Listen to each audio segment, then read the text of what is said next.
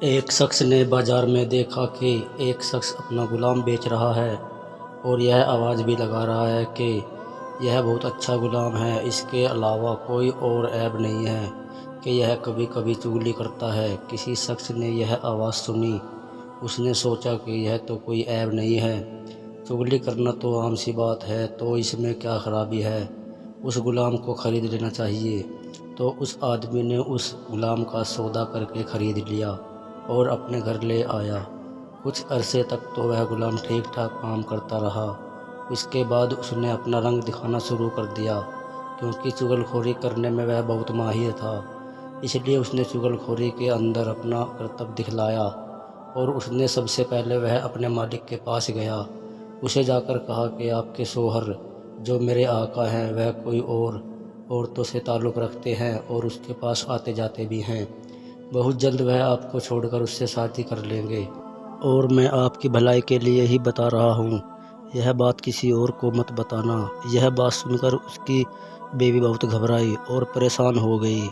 پھر غلام نے ہی اس کی پریشانی کا علاج بتایا اور اس نے کہا میرے پاس ایک ترکیب ہے، کہو تو میں آپ کو بتا دوں اور تم اس ترکیب پر عمل کر لو۔ تو مالک نے کہا ٹھیک ہے بتاؤ۔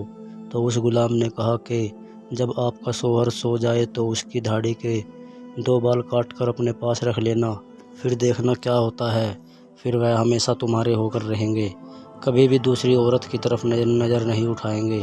عورت نے جواب دیا کہ یہ تو بہت آسان کام ہے، یہ تو میں آج ہی کر لوں گی، خدا نخواستہ کل کو کچھ اور ہو گیا تو میں کیا کروں گی۔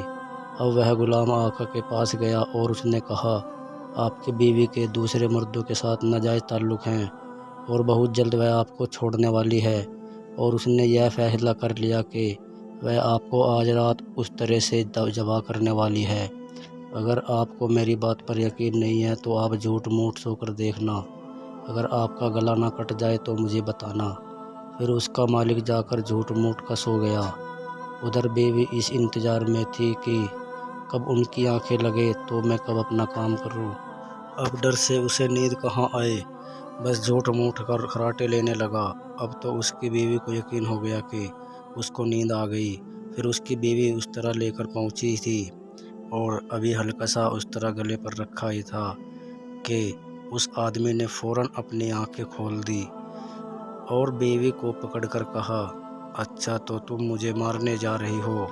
اس کو غصہ تو پہلے سے ہی آ رہا تھا، تبھی اس نے اپنی بیوی سے اس طرح چھین کر بنا کچھ سوچے سمجھے اور بنا کچھ اپنی بیوی سے پوچھے اپنی ہی بیوی کا گلا کاٹ دیا۔